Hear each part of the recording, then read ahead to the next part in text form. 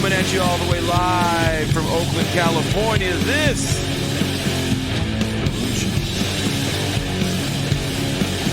and this is our long-awaited episode with the man that mixes what he likes. He is a part of, I believe he started Black Power Media. You may know him from the Real News Network. Jared Ball. We talked about his book, The Myth and Propaganda of Black Buying Power. There will definitely be links in the description, not only to his book and also to his show, I Mix What I Like. It was a fun conversation. I've been checking out Brother Ball's show for a little bit, not super long. Somebody had hit me to it, and I dig it. I comment on it from time to time. You might see me in the chat. So to have him on the show was a good time. Pascal hooked it up.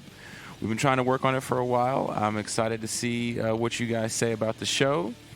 I wish Brother Ball would be on more people's shows. I think he has a lot to offer. We get into a little bit his conversation with rapper and political pundit of sorts, Killer Mike. Definitely we get way more into it in the bonus patron-only part of the show. So if you haven't done it, again, there's two things that you need to do. Number one, wherever you're listening to this show, there are links in the description for the YouTube channel. It's just youtube.com, /. That's how black the show is. It's a /. This is Revolution Podcast. Every Tuesday and Thursday at 6 p.m. Pacific Standard Time. We do a live stream where it's a very much involved show. You guys can ask questions. And we do that for an hour. And then after that hour, we go on to the bonus after hours segment, I like to call it. It reminds me of back in the day after you play the show. You're loading out. You're chilling in the venue. Sometimes there's a few venues we've got to stay in overnight over the years. And those would be like the most fun up all night to the wee hours of the morning conversations you have with venue owners, other bands. It's really where friendships are made and born. Bonds are made on the road is in the after hours, in my opinion. So that's why I call the segment the after hours. It's the behind the velvet rope section. And that is for patrons only. And I have no plans whatsoever making that public after so long. I do enough with this show. I can't even think to go back and try to make something public. But the recent episode, and I don't know if I'm going to make this a podcast, audio-only podcast episode. We did an episode on Canada titled The Myth of the Humane Canada, and the After Hours segment kind of like drifted off from Canada and got into a very deep conversation on the idea of white supremacy for like almost an hour and a half. And it was one of the more amazing, passionate, deep discussions I heard in a long time. So if you want to hear conversations like that, if you want to hear the bonus conversation we got to have with Brother Jared Ball from this show, which again was a good conversation. He got a little deeper into his conversation with Killer Mike. Jared is a professional, and of course there's no like crap talking on it. So if you wanted some sort of gossip, we definitely don't do that, and he did not. But it still is. It was, to me, it was pretty interesting and insightful. Become a patron. There's also links in the description to becoming a patron. There's definitely bonus features you get for different levels of patronage. You can get hoodies, mugs, t-shirts, all that good stuff. We're also changing up the show a little bit. Also, what am I forgetting? The free show on Saturday. So, again, click that youtube.com/ This is Revolution Podcast. Every Saturday, myself, co-host Pascal Robert, Marcus of the Left Flank Vets, Paul Prescott of Jacobin, and we could be adding a new person to this mix. Green Party VP candidate Angela Walker should be coming back this Saturday, so it'll be a good time. As I record this on, April 16th. But become a patron. If you can, you'd like to help us see the show grow, become a patron. That being said, I'm going to move out of the way. I feel like I talked too long on these. But, forgot to tell you about the show change up. So Tuesdays, we're going to try to make it more academic focused. Thursday, we'll probably have, unless, this is a scheduling issue, like has been happening for these Saturday shows. Kind of our returning cast of characters, right? Dr. Asatar Bear, talk about the economy and Marx and theory. Jean Bajlan and Kuba Rizhnezhnesky, and some of our other good friends that work in think tanks and talk foreign policy, and take really, really deep, thoughtful dives into what is going on in the world and why. We have to give it context. We can't just talk about it. We also give it deep context, and having these guys come on has been, to say the word blessing is a bit of an understatement. So that's what's going on. I'm going to move out of the way. Prepare yourself for the myth of black buying power with Professor, podcast host, Jared Ball. Did I add author? He's also an author. So again, there's links in the description to Professor Ball's book, The Myth and Propaganda of Black Buying Power. There's links to his shows. iMixWhatiLike, that comes on YouTube. So I am out. Thank you very much.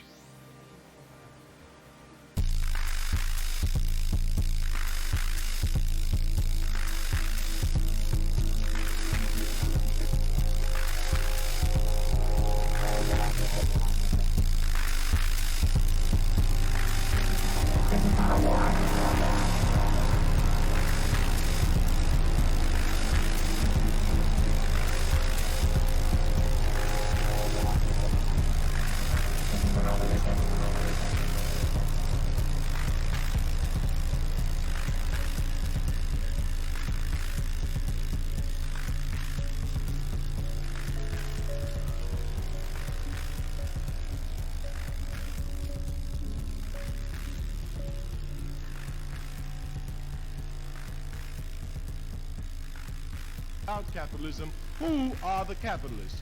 As if we understand that there are only a few people who own and control the means of production in the society, then we begin to understand that there are a few capitalists. And these capitalists exploit everybody because everybody works for them. Everybody sells their labor to them. It is by selling your labor to a capitalist that he's really able to exploit you. Instead of going through theories, let me give some direct example. Let's say that I'm a capitalist. Let's say that I sell shirts. I sell shirts. I have a shirt factory. Let's say this is my factory. I own it. The machinery. I have a place where I get cotton. Now I own it. I'm the capitalist. Let's say you are my workers. You are my workers. You don't know me. You never see me. You see my lackeys, maybe my foreman, but you never see me. Now, let's say it costs me 50 cents for cotton for every shirt I make. And let's say it costs me 50 cents for upkeep of my machinery. That's $1. And let's suppose I pay you $1 for every shirt you make. That means it costs me $2 to get a shirt. Labor included, your labor. I pay you for making the shirt. Now, when I sell the shirt, being a capitalist, and you must know something about capitalism, very important. The sole motivating force in a capitalist society is profit. Profit. That is the sole motivating force. Profit. Get money. Get it. Get it as fast as you can. Get it any way you can, but get it. Just get it. Just. And that is Kwame Ture. I believe he was still Stokely Carmichael at that time that clip was taken. Thank you guys, and welcome to This is Revolution, coming at you all the way live from Oakland, California. I'm going to introduce my co-host, my homie, my dog. You know him as Pascal Robert of Black Agenda Report. I know him as my dog, Pascal Robert. Brother Jason, what's going on, brother? How you living, man? I'm doing all right. I'm excited for tonight. I've been watching our guest and jumping in his chat from time to time on his show. I mix what I like. I've actually put links in the description for this show. He also has a book that our guest last Saturday, Napoleon the Legend, had hit me up after the show. He goes, "Hey man, this Jared Ballcat, where can I find this show with him and Killer Mike?" And I sent him the show. He's like, "Hey man, where can I find this book?" So he got the book and read it, was very excited about it. So our guest tonight, his name is Jared Ball, Professor Jared Ball. He has written a wonderful book that there's a link to in the description of this show, called The Myth and Propaganda of Black Buying Power. Please welcome Professor at Morgan State University, Jared Ball. Wow. What's good? What's up, good people? I appreciate that. That's a very warm and overdone welcome and introduction, but I appreciate it. Thank you very much. Hey, and I really do. I check out your show whenever I have a chance. I appreciate you. I see you. And I like a lot of the work that you do, and I'm not being funny. Napoleon, our guest, Napoleon the Legend. I don't know if you know him. He's a hip hop artist from your neck of the woods, I believe. That's right. Now he lives overseas, and he hits me up like 2 a.m. 2 a.m. hits me up. He's like, "Hey man, where can I get that Jared Ball talking about Killer Mike thing?" I sent him a link, man, and he went and got the book and gobbled it up and was pretty stoked about it. So you have a new fan. No, I appreciate that. Definitely. So yeah, no, I appreciate it. Thank you very much. Jared, I've been a long time admiring your work for a while. Appeared on you, as I told you earlier on you. This is the real news at one point. I've also read when you were still writing for Black Agenda Report, some of your work there, familiar with the book. I think you might have read some of my writing there as well. And we were both good friends with the late comrade and good brother Bruce Dixon, man. Who was very important to a lot of people. Bruce's voice is needed in these times, man. No doubt. Yeah, thanks for raising him up too, man. Yeah, without a doubt. But we got some questions here, and we want to celebrate your work, and we want to celebrate the importance of what you're doing in terms of bringing Black left clarity to the ridiculous situation we have politically in the country that we have right now, man. And that is very important, and we're going to get into as much as possible. So I'm just going to go straight to the questions, and let's just get direct. Sure, so Jared, in 2020, you published your book, The Myths and Propaganda of Black Buying Power. Can you share with our audience what inspired you to write this book, and what exactly is the myth of Black buying power? Where it originated from? Who are the acolytes of using this framing, and why is this framing so popular amongst promoters of Black capitalism as a key to Black liberation? Yeah, no, again, I appreciate that. Well, I wanted to write it because I've been, as I always say, starting just in activist organizations, in some very, wonderfully militant and left of everything, formations, from those to all, any other, in the Black political public sphere. There were always these, even among some very radical presentations and discussions, there was always this refrain of buying power.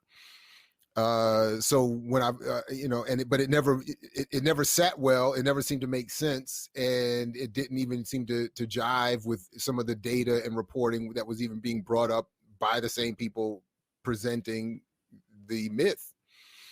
So when I started, as you mentioned, working with Black Agenda Report, whenever many years actually as it first started, that was one of the things that I wanted to try to cover. And so just starting to routinely look at it, I just started seeing this pattern. And then, so many years later, a decade or so later, when I finally, took a moment or had a moment to try to put the book together and learn a few more things, it became kind of clear that one of the problems is that, as you mentioned, across the political spectrum of Black life, people have adopted or adapted the concept. And then once it sort of got organized and produced in the early 20th century, and then sort of weaponized by the Black commercial press in the middle of the 20th century, and then sort of, I don't know what's the, hyper weaponized by the Nixon administration. It's been promoted, a marketing and advertising concept has been promoted and misreported and poorly analyzed as economic strength. And, intentionally, as I'm trying to argue, to move us away from what is the only strength we've ever had, which is organized political movement and attempts to assume political power, which is the ultimate goal of really all the propaganda or psychological warfare that's targeting everybody in this country and beyond, but is in this instance particularly, and viciously targeting Black people here. And then the last point I mentioned in the book, but I kind of think I want to highlight even more now, given this particular political climate that I think you mentioned, is that just as has always been the case from the perspective of empire, white supremacy, and European colonialism, the marketing data that assesses or claims to assess Black buying power does so in a very Pan-African way, and it includes all of the activity of African-descended people in this country. So they do not differentiate between continental Africans who have migrated here more recently, or those of us who descend from those enslaved previously, or those who have some sort of combination thereof. All of us are accounted. And by the way, they don't differentiate between supposed mixed race populations either. So it's the entire Black community that is assessed, and even with all included, it is a horrific economic condition that we find ourselves in. So anyway, so I just wanted to try to pierce through some of the mythology that I think does get to some of the more important and bigger issues that this one smaller subset of the problem reveals once you start to peel back the label or whatever, so to speak. So. Do you want to elaborate for our audience in terms of why this framing or this particular means of analyzing Black economic power or activity is faulty or problematic? In other words, do you want to give us a brief summation of the argument as to why this is a bad way as to look at the Black people overall? Sure. Well, the thing that, and again, for reasons we can come back to at some point if anyone likes, I don't put this in the book. I don't start here, but the real problem is that wealth is not created through the establishment of small business, et cetera. It's created through colonial and military conquest. That's the first step towards wealth, suppressing targeted populations and stealing their land and ultimately their productive capacities. But beyond that, essentially what I'm arguing is that, which is really an extension of this, or that is an extension of this, is that the issue is public policy. It's political power. That's how wealth is created. It is by extracting wealth from land and labor, redistributing it through the global capitalist, economy and bringing back returns. But ultimately, it's this issue of public policy. It's politics. It's not an issue of starting a small business or spending your money wisely or quote unquote having financial literacy or any of that. None of that is what's involved here. It is wealth, how it's created, who gets it, how it's defined. All of that is determined by public policy. So. And when we are encouraged away from that, we are by, for instance, being told, you got to get your money right before you get your politics right. No. That's the exact opposite. It is the exact opposite. And we saw that in full display last summer when the elite who were going to lose the wealth that they were counting on from our general consumption, everybody's general consumption during a crisis, they just created money out of nowhere and gave it to themselves with the Hope and CARES Act. And said, what, and kept on moving. And that's why everybody at the top is doing quite well right now. Bezos is maybe the most famous among them, but his whole class is doing quite well. And, and everyone else on the descending scale is not. Excellent. So, can you elaborate about how this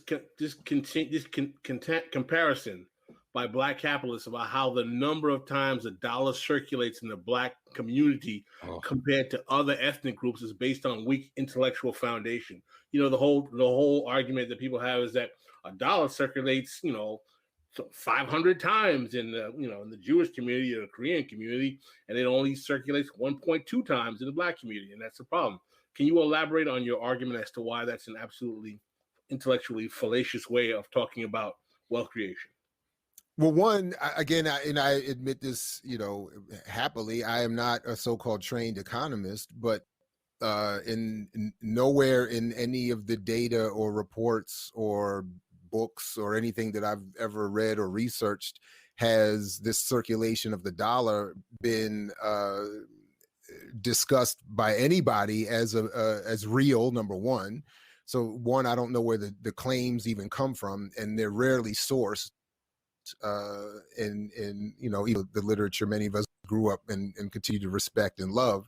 It's not really sourced as a claim. But again, nobody points to this as a way wealth is created. And one of the things that I picked up from Marisa Baradaran's work, great book, which I think, it is a great book and is way more expansive on many of these issues than mine. But she points out that you can segregate people, but you cannot segregate money.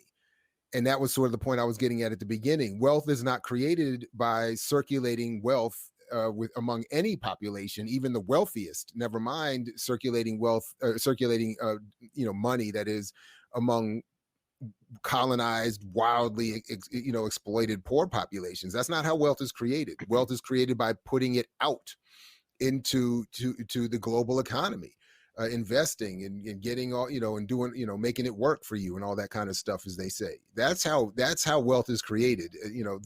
The way you keep people poor is to propagandize them to say, just stay in your local communities and set up some small businesses and banks and circulate your money amongst yourselves. It just does not make any, it's not logical. But one of the problems that, as I'm sure we'll get to, that allows all of these myths, not the least of which is buying power to proliferate, is that a lot of facts are not checked, a lot of sources are not referenced, so people don't realize that a lot of these claims don't have any basis in fact or data, or as is the case with buying power, they have literally one source that is itself wildly flawed. So I mean, anyway, so that would be my quickest response to that claim. Anything you want to add? No. I was actually kind of moving out of the way for you guys. This is like a reunion of Black Agenda Report and the Real News and a lot of other things. So I was letting the OGs talk for a second. So listen, Jared, let me ask you. Can you explain how the Black buying power mythology is premised on assuming that the exploitive and oppressive condition of working class and poor black people in America, that find that black people and black poor people and working class people find themselves, is a consequence of their own failings as opposed to being rooted in the political economy of capitalism. In other words, one of the major kind of talking points of those people who use this terminology, and we know who they are in the black community. If we want to get really grimy, we can name names, but maybe we want to be diplomatic today. I don't know. It depends on my mood. I might do that. But who want to argue that, it's the inability of black people to do X, Y, Z, and A, B, C that they're in this condition. Can you elaborate on, basically the origins of this and how this goes back to the recycled notion that black people are somehow defective, broken, or the cause of their own demise economically and otherwise? Yeah, I for me at least, I don't know that I point to a singular specific point of origin for any of this. I just try to highlight some key moments in the development of these myths, particularly as they relate to black people here. But the first of all, the overall goal, one of those points in the post-Second World War moment was to create, using propaganda, which is better understood, I think, as psychological warfare, to promote the United States and capitalism as the singular model for how the world should work, with, of course, the United States running it. An obvious component of that would be to say that you can't have, your capitalist economic model that you want to promote to the world as a singular success, something that can be pointed to as what is causing all of the inequality that still exists. So you do the exact opposite. You use it as a way to promote the mythology that, no, it's through capitalism that you close gaps in inequality and you give people opportunity. So, and that's again where I try to point to how the black commercial press got involved and took up that opportunity that was being offered them by the state, so to speak, and said, sure, in exchange for some of your ad revenue, we'll turn over our black audience to you and tell them and everyone that America's great, and we don't want to be revolutionaries, or even civil rights strugglers. We just want to be able to shop and live a middle class lifestyle, and we'll buy your products, in the process. And then the flip side is, sure, we the elite want to be able to say, even the formerly enslaved and the currently colonized can overcome all of that if they just shop and become good middle class citizens and enjoy the wonders of the capitalist economy. So you can't have a situation where that's being criticized or condemned as being part of the problem. So anyway, that's the shortest version of why I think this proliferates. And then, of course, you have a handful of black spokespeople who are well placed and well paid to promote it. And sometimes I think it's done willingly and disingenuously, and sometimes I think others legitimately believe that this is the way out. And it's sometimes, for me at least, it's hard to assess exactly which where it's coming from. So I just try to stay focused on the argument and say nope. And the historical record's pretty clear that not only can this not work, but it's been designed and encouraged specifically to target the psyche of and really, and I keep coming back to this, and I think I saw Big Pun's brother Silberg in the audience, but I keep talking about this book that is still new to me, Yasha Levine's Surveillance Valley, which I think he properly resets what should be our approach to this, and even beyond just psychological warfare. Our entire media environment was created specifically to suppress counterinsurgency efforts among colonized populations, not only among those outside the U.S., but those in the United States, and specifically black people here. So I think we could use the euphemisms of entertainment and news or journalism or advertising, marketing, branding, et cetera, and so on and so forth. But really, it's counterinsurgency, psychological warfare meant to make sure we don't ever try to become politically engaged in ways we're not supposed to be. You're talking about surveillance capitalism, that Surveillance Valley. No, I'm talking about So there's both books I would recommend. Surveillance Capitalism is I'm forgetting her name, the Harvard professor. Shoshana Zuboff. That's it. An incredibly important book. But no, I'm talking about Yasha Levine's Surveillance Valley. Mm-hmm. And I'm forgetting the subtitle, but it's about the really the military.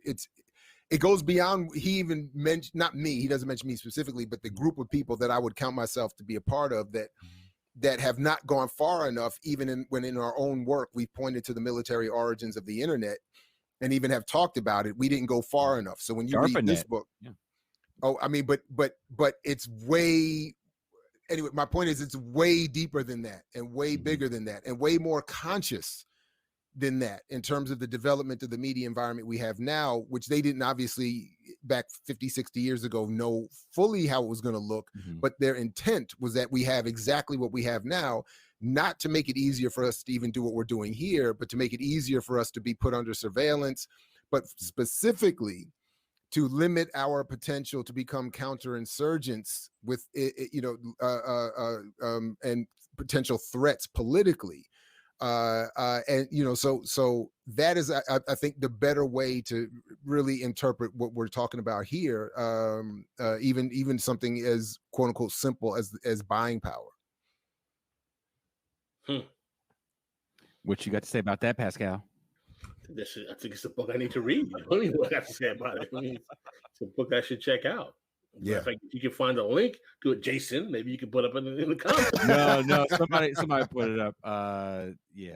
Somebody put up a link. I was actually on a show with the Shoshana Zuboff, actually talking about the heavy hand of censorship with these internet platforms that are becoming bigger than just simple, small social media platforms, right? Mm-hmm.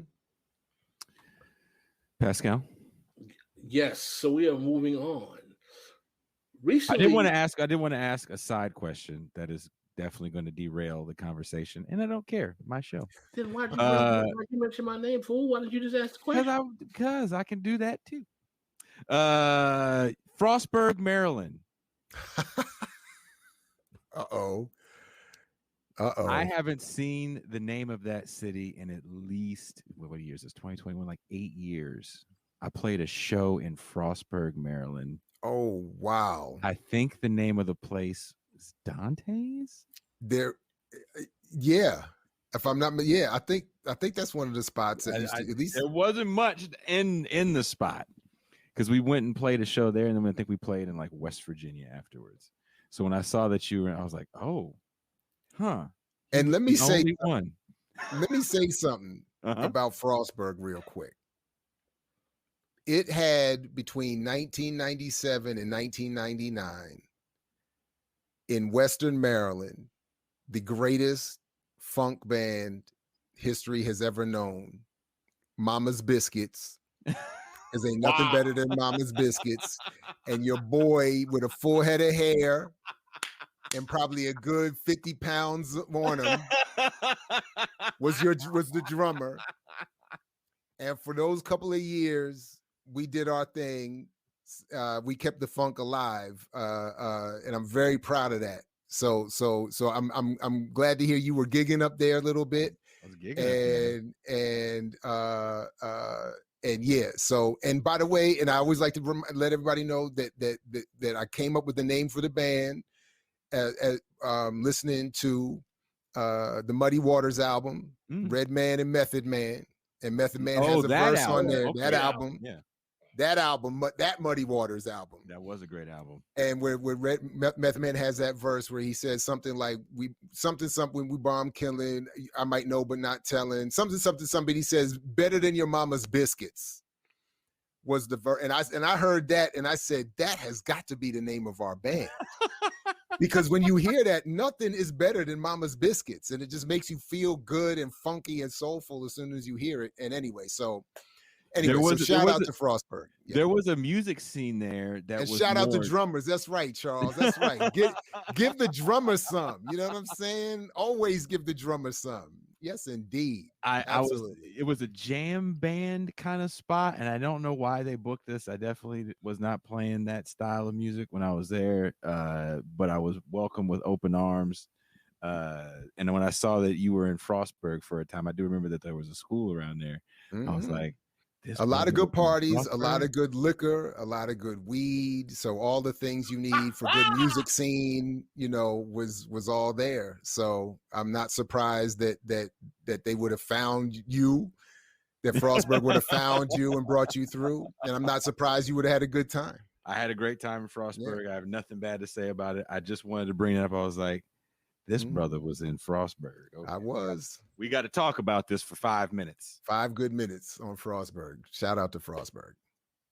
And shout out to not only Mama's Biscuits, but Dr. Jean-Marie McCong, and who put me on to check Anta Jup. That's where I got put on to check Anta Jup. Okay. I always remember that. Shout out to him for that too. A lot of other good memories up there, by the way, too. But that's a good one. I'll leave it that there anyway. All right. The great Senegalese scholar, African origins and civilization. Yep. Sheikh Anta Diop. Yep. We have to have a black left podcast jam. Yeah. If you didn't know already, Jason, based on the equipment in the back, Jason is a heavy metal guitarist, guitarist overall. So, he always talks about his touring experiences and whatnot. So you now being a drummer, we're going to start moving to whole shows. This show started as a music show. I told my band, I was like, we could do this while we're not touring, and they thought I was stupid. And so now I'm the only one. Whoops. You looking like a genius. Looking like a genius. Little did they know. Little did they know. Pascal, moving on. Moving on. So, Jared, recently you've had an exchange with rapper Killer Mike after illustrating his attempt to start his Greenwood Bank that was heavily challenged by you on your program. Can you address why this strategy of black banking and buying black is a problematic vehicle for so-called black liberation, and particularly your thoughts on Killer Mike and his enterprise of using that as a quote-unquote liberation technique? Give us the inside skinny on the Jared Ball Killer Mike fracas. So, first of all, I always forget to mention this, but the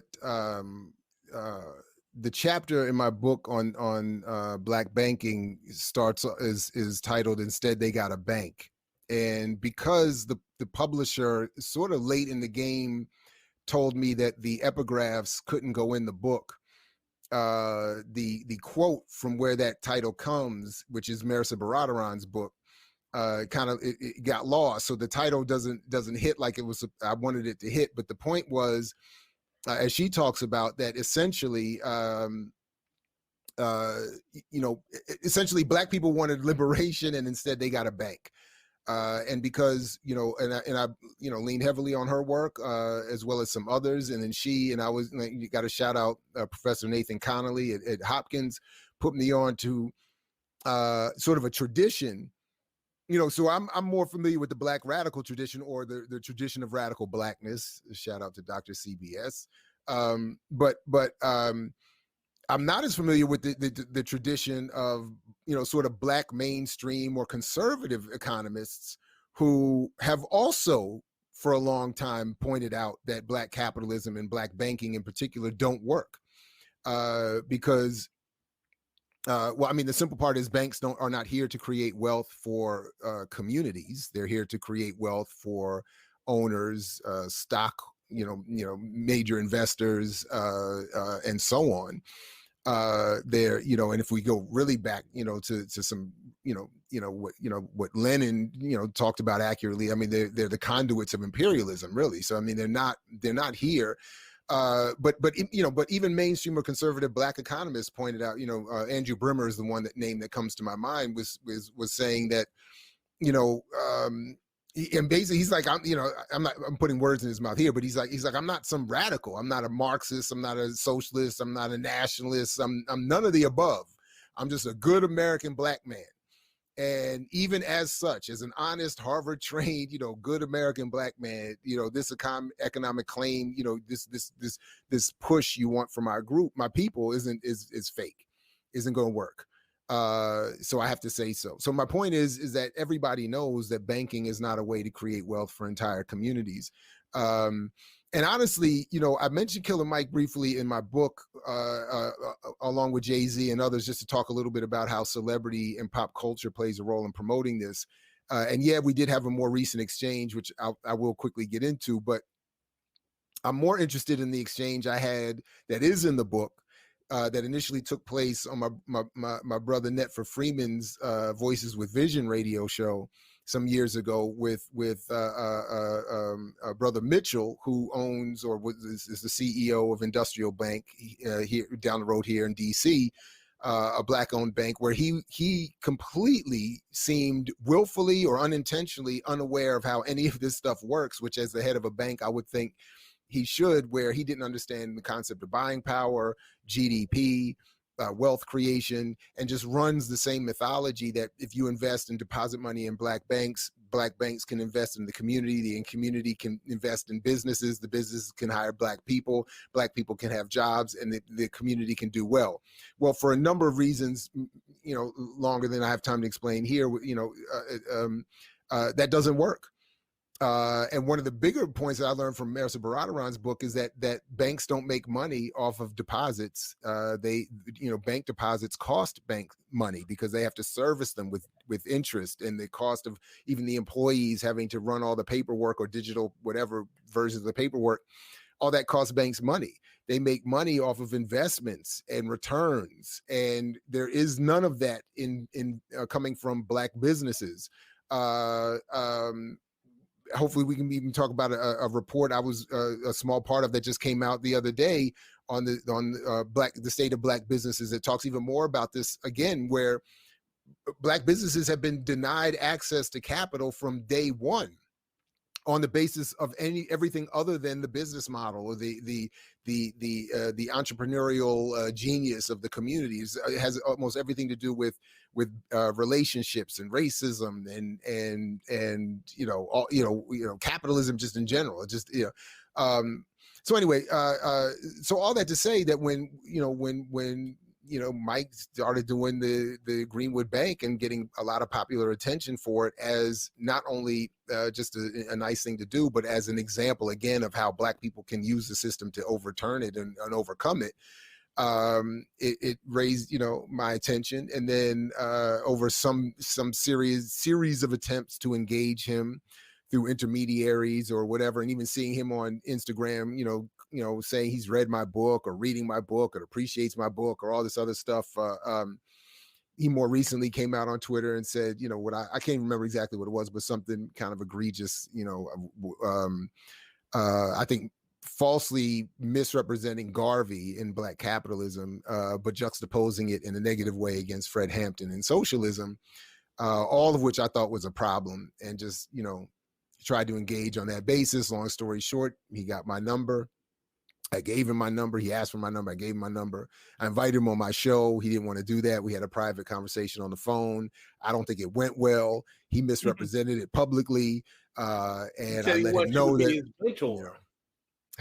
He said he wants you to be his mentor, if I'm not mistaken. Yeah, he did say that. But again, but that was all sort of disingenuous, and I think part of I think a routine actually that he engages in to disarm critics on his left privately, so that he can publicly continue to do what he's doing without criticism. So it's really interesting. I'm seeing what people are writing here about Killer Mike, and I tour as a musician, Professor Ball, and I also before the world shut down worked at very large music festivals around the country, and I did get to meet Killer Mike once, and decent cat, I guess. You talked to him on the phone, right? Decent cat. But white people really love him. Like he headlined this one festival I was at in Austin where there were maybe one of 2 or 3 rap acts, and it was a decent sized festival. It was probably like 50 or so thousand people. And just love this dude. So it's interesting that there's a small bit of pushback that I'm seeing him get, and it in the grand scheme of things, it's a small bit of pushback because it really doesn't echo out into the world that he really exists in, right? When you're getting your own Netflix show, you know, a few people that give you the finger on Twitter isn't stopping that cash flow. Because I think of the way that he is viewed from his music, which is so interesting. I think people look at his music as revolutionary. How do you even view his music, or has it changed? Has that even changed since the exchange? Honestly, no, it didn't change. I mean, this is not, I don't want to be misunderstood here. He was just never in my, like, I was like, oh, he's talented. I've heard him on a few tracks, particularly when he, popped up on Outkast or here or there. He was never my, people used to send me like, Run the Jewels, like when the video and stuff would come out, that for some years ago, some video came out that seemed to, and people, students in particular would ask me, what do you think? And I would listen, and I was like, it's pretty good, but it's not revolutionary. Like, because there was the assumption that there was something political that I would find appealing. And I was like, it's not revolutionary. Anyway, I think he's a good MC. He's just not, in my, I get it. So it didn't change one way or another. But to me, but sort of to your point, and to the point of what I was trying to get to him with on the phone, was that in terms of this mentor thing, was that we didn't learn anything about each other in that phone call. That was at least, well, I can speculate on what I think I learned about him, but he didn't learn anything about me.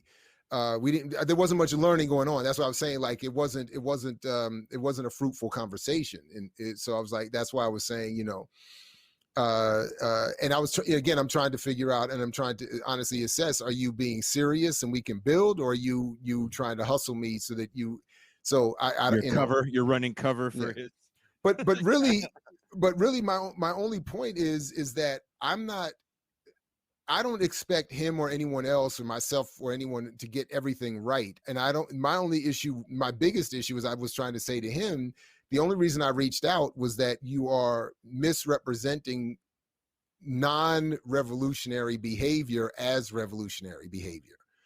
That's the only thing, really, the only thing actually left in this world that really can push buttons or whatever with me is when people do that. I don't like it. We all have lanes, we all have politics, we all have points of interest. I get it. Some people don't want to take on certain issues. Some people don't want to take on certain, ideas publicly, whatever. That's fine. I'm not, I have a different judgment of all of that. It's when people step out and make claims about what they're doing that I think can be, demonstrated as not that. And if, and I always point to, you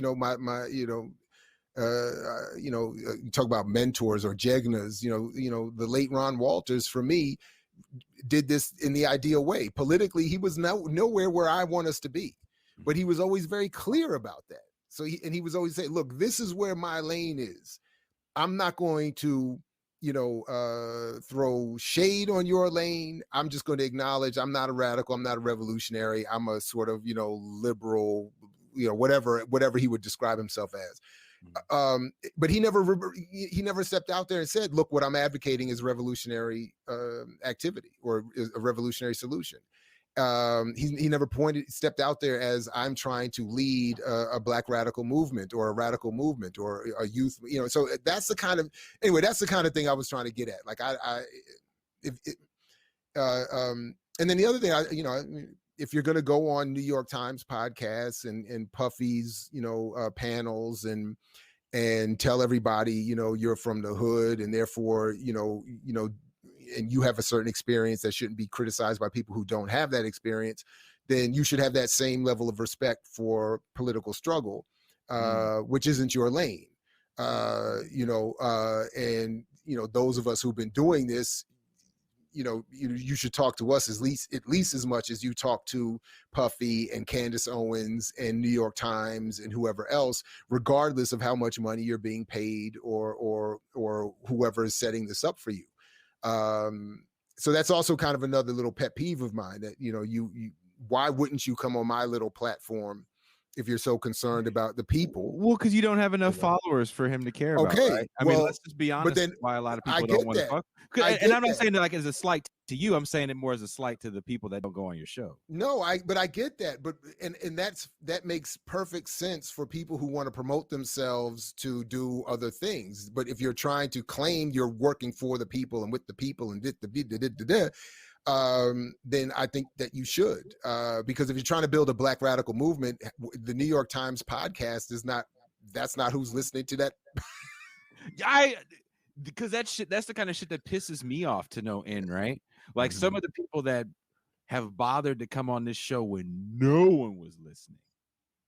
Gerald Horde came on here when I didn't really have too many people listening. Right? And I always, even though I may not agree with everything these cats say, I got to at least give them props that they're like, look, I'm see this brother's trying to build something. Let me help him out and build something. So it's like, oh, wow, that's Killer Mike, not that guy. What can I say? But the more important thing is that is that Black banking is not a solution to Black inequality. So that was, whatever we are politically, personally, whatever, that point I think is what most needs to be addressed. Which is why I really enjoyed the opening of your book when you're really calling out Jay-Z in that song, the what was it called? The what of OJ? The story of OJ. Story of OJ. Sorry. Because for a lot of cats, that language is the end all be all of why we are where we are, right? We need to just work a little bit harder. We don't have the financial education, financial literacy, if you will. I'd like you, Jared, to really elaborate on your thoughts about the way Black popular cultural producers are used to kind of cynically promote these, pro-capitalist talking points in the name of Black unity. That is not original, as you know, that goes back a long time, particularly with the Nixonian Black capitalism, and has been used by every presidential administration. Like, what exactly are your thoughts on the way in which Black popular cultural figures are used to circulate these kind of traditional current conservative mainstream mechanisms of supposed Black empowerment in the name of quote unquote racial unity and racial uplift? Well, I mean, his birthday just passed last week, but Paul Robeson is a great example of what happens when Black or any other a celebrity attempts to use their celebrity to address the conditions of their community. They end up being targeted by MK Ultra and their career and their mind and body destroyed, and their memory and their legacy, for that matter, destroyed. So Jay-Z has been very clear throughout his whole career that he is a businessman and a businessman. Yeah. He's been very clear, and I've been a fan. Up until the Black album, that was where we parted ways. After that, that album I loved, and then after that we parted ways. He was my biggest contradiction musically, but he's always been very clear. I was drinking platinum when you thought it was beer, and I was all of that stuff. Or drinking Cristal when you thought it was beer, rocking platinum when you thought it was silver, and all that kind of stuff. So he's always been very clear what his I wanted to. I could rhyme like Talib Kweli, but I don't want to because I want to get paid. I don't want the Roots money, or something like that, as he said. At least that pre Jimmy Fallon Roots money. I bet that Jimmy Fallon money is pretty. Jimmy Fallon money is pretty consistent, but I bet that's pretty good. Playing a stadium, no doubt, is probably no way doubt. Better than I'm just saying though. But when he was talking about the Roots money, he was talking about pre Fallon money. That's what I'm saying. You want to know real stories about the Roots post Fallon? Sure. It's not that much. Oh, they honestly don't fill the size of rooms you would think they would fill or even play. And I don't know if that has more to do with management or their ability to draw at this point, because it's kind of the downside of being on a show like Fallon is whatever your base was in the 90s, it ain't following you on Fallon. So you have a new base. So you're playing a totally different show. That makes sense. It makes sense. They bamboozled themselves. I mean, they literally became the caricature that they portrayed and bamboozled. So it's unfortunate. What can I say? But anyway, but to that point, look, and even I make some of the reference in the book to some of this work, but whatever we think of these artists, and this is something I've been looking at for a long time too, as I know many others, but fame is political, celebrity is political. So nobody, again, you cannot be rich, famous, and radical regardless of your background. And I think there are zero exceptions to this historically, where anyone of any background is rich, famous, and politically radical and sustains themselves in that situation. I mean, I'm unaware of any exception to that rule. Actually, I'm not aware of Susan Sarandon. Like I said, nobody is rich, famous, and politically radical and sustains themselves as all of that. I mean, either you lose your wealth, your fame, or your politics. I don't know that I don't consider her politically radical. No, I know you are, but I'm just saying. But I'm just saying that no, I know you are, but I'm just saying but I was about to say was that even to the extent that she wherever she is, I do think her career has suffered because she is perceived as being left of what even is acceptable in Hollywood. Anyway, but again, so even without getting to the documents or the evidence that shows the overt intent to use celebrity for certain political machinations, there is the unspoken reality that artists realize as they're coming up, that if you want certain levels of fame, again, Jay-Z, I think, admitted this, very well. That if you want certain levels of access, you have to take certain positions. And if I'm not mistaken, he also warned Kanye West after that comment years ago about George Bush hates black people, that it was Jay-Z that pulled Kanye aside and basically said, if okay, you got that one line in, but you cannot consistently stay in that same direction and expect your career to continue to go up and up. You better get your, so, and anyway, but really, in the point I've made, to my students all the time is that the celebrity only exists to be on hand to play a particular political role when necessary. Mm-hmm. So Jay-Z's career has really only been sustained so that he would be here to say that Colin Kaepernick's taking a knee is passe and we need to move into black ownership. Snoop's career is only, is sustained so that he could say Kaepernick is silly or whatever, and we need to go back to, smoking weed and doing beer commercials with Martha Stewart. That's if they're not playing that role, mm-hmm. talent notwithstanding, their mm-hmm. fame is going to go away. I mean, they can find other talented artists, or less talented artists even, to do the same thing in terms of playing the pop cultural, role. So anyway, but art is here.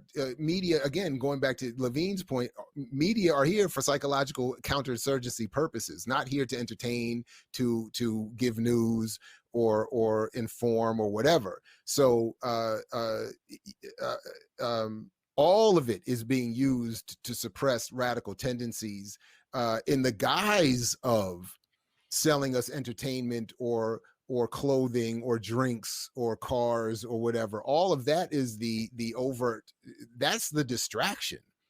That's the in the Wormwood documentary, that's the claim that someone took LSD as a CIA experiment and jumped out of a window so that you can hide the fact that you threw him out of the window because he was going to expose the fact that you were engaged in chemical biological warfare. That's sort of where I'm trying to, at least where I'm trying to go in my own analysis or interpretation of it all, so that so we can move past all of these discussions. Well, didn't you like the show? Don't you watch those movies? Jared, don't you listen to some horrifically anti-whatever human music from time to time? Of course I do, but that's irrelevant. What I think of it, what you think of it, what I think of its impact on me is all irrelevant. The intent from those producing it and creating this environment is that it be for counterinsurgency, anti-colonial, counterinsurgency suppression, and psychological warfare. That's why it's here. Anyway. And Jason thinks I'm cynical about popular culture. I've been saying this forever. I watch popular culture for the reasons but you can relate it to real shit, right? Like we had a guest on recently who wrote, I don't know if you're a fan of Star Wars movies at all. I don't know about a fan, but I mean, I watched at least the first run as a kid. Well, this show is over.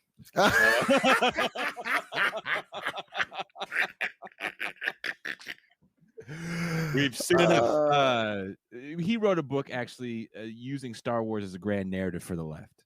And he uses all 11 movies. Oh, damn.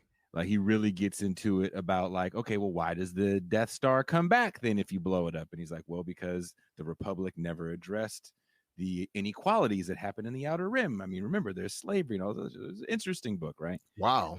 And he's got a new book out about capitalism's decline using the Hunger Games as the same narrative. So that's why I like certain aspects of pop culture. Recently, we had a movie night for our patrons. Pascal suggested a movie that actually really blew me away. The original, The Spook Who Sat by the Door. Right on, because Lee Daniels isn't going to remake it correctly. No. So you might as well see the original. We watched the original, and I had never seen the movie before. I'm not going to lie. And thinking about when it came out, right? This comes out during Nixon's America. This comes out also during the era of these quote unquote blaxploitation movies, literally saving the Hollywood studios. So they're just pumping shit out. And none of it was to the level of this film. And I don't think, if I remember the story correctly, I don't think any of it was shot quote unquote legally either. I think it was all guerrilla done. I don't think they had one permit for one scene in that movie. I would believe that. I would totally. So I love that. I hope that's true because I would love that. I love that version of it because I think that it adds to the mystique. Jared, I do have. Go ahead. Yeah, we're coming up on an hour, but what we usually do after the hour, we have a patrons only section we go to. So I have one question I want to ask you before we go there. But we'd like to know: would you be willing to go to our patrons only next hour or so and do some more time, or you have time constraints? I'm up way past my bedtime. I don't think I should promise an hour because I'm fading fast as we speak. But I'll try to hold on for a few minutes at least. But I want to ask you this last question because this is a common question, and this is I want you to address this. What do you say to those who argue that other ethnic groups like the Irish, the Italians, the Asians, the Arabs, the Indians, etc., are able to come to America and open businesses, some even in Black communities, and improve their condition? So what is quote unquote wrong with Black people that they can't do the same? So why does so-called capitalism work for them, but it doesn't work for Black America? So again, the first part is, and I don't say this directly in the book, but the first part of it is that that's just anti-Black, white supremacist colonial mythology, racism right there. So the first thing is that anybody who would look at Black people in this country and say that they haven't done what other groups have been able to do should check themselves already at what they think of either themselves as Black people or what they think of Black people as non-Black people. Because it's fantasy and garbage. Nobody has worked harder in this country than the enslaved and their descendants in this country, and none of them have been more exploited. That said, the simple answer to the specifics is that every other group that is seen to be doing all of that so-called advancing work here is doing it as a result of public policy that often includes relationships with their home countries and governments, or special deals that go back, 100 years with the federal government here, particularly, for instance, with the Chinese, about moderating how many people could come here and mandating that the only Chinese that could come here would be those setting up businesses, which had support from Chinese governments. So I mean, that's part of it. The other part of it is that is also part of the mythology is that all of the communities and countries from which these people come are no better off and are not closing gaps in inequality themselves. So the people we see, I always point to the one not far from, my corner store here, so to speak, even in the suburbs of Maryland, the corner store near my house has the same East Indian family working in it. East Asian, I should say, family in it, working in it every time you go in there. The same 5, 6, 7 people in there. So you could say, yeah, they own it, and Black people don't own it. But what is the condition of their family or their community? What public policy was there to help them get set up? And what working relationship or situation or do they have that we would want to emulate? I damn sure don't want a situation where me and my 5 relatives got to be in there 24/7, to sustain probably several hundred other people in our family elsewhere, and at the expense of other people here. So the last point, of course, is that not only is this public policy, but this is all about subdividing the planet as imperialism does and pitting everybody against one another, and it's all some nonsense. So that's as short as I can do it. And also, it's basically a lie, because most of the, when you're talking about policy, particularly those white ethnics were lifted out of poverty largely because of the New Deal and government largesse. That's right. That was structurally not even really allocated to Blacks because of the way they were basically pitted to being domestic sharecropper labor and not receive those benefits to the same extent. So it's a complete total fallacy. Right on. But Jason, you want to take it from here? We're at the hour point.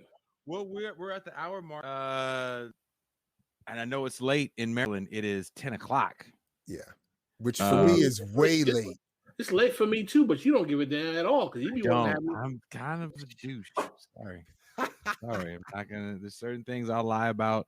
I will not lie about my douchenicity. I will ask nicely if we could even get 20 minutes of your time. Yeah. I appreciate it. Yeah, of course. I know we appreciate it, brother. Shit. I mean, people pay us to get Black people on after hours, so we curse.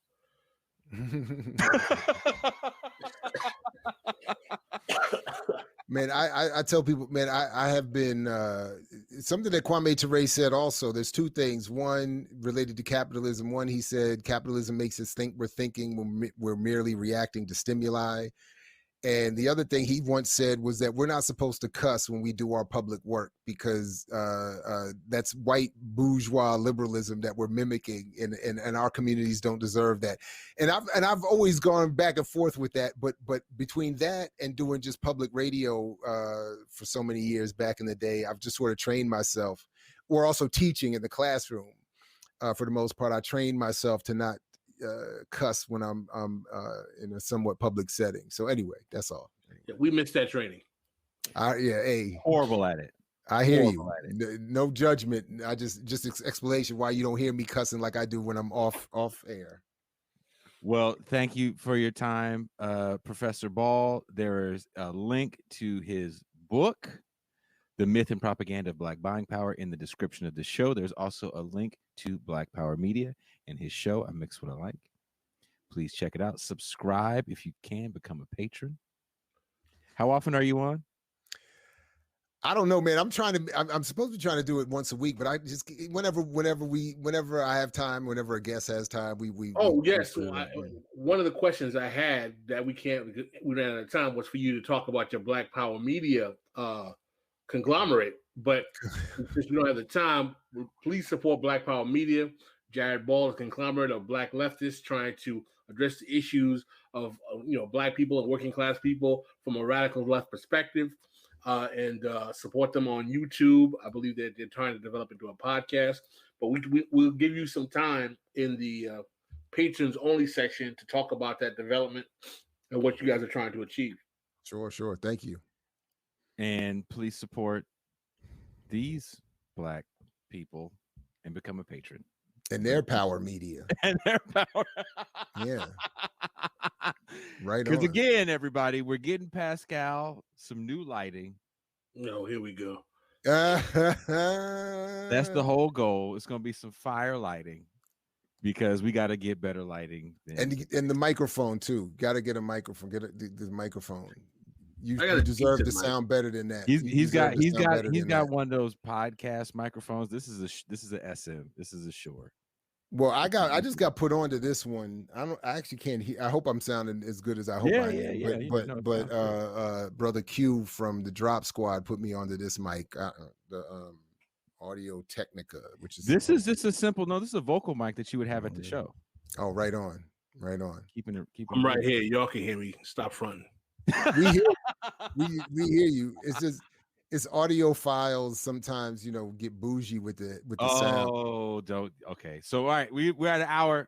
All right, I'm gonna hit you with the new link to the new side. Right. You guys, if you're patrons, I already got the link up to the patron only after hours. Thank you, Dr. Ball. Thank you guys for paying attention.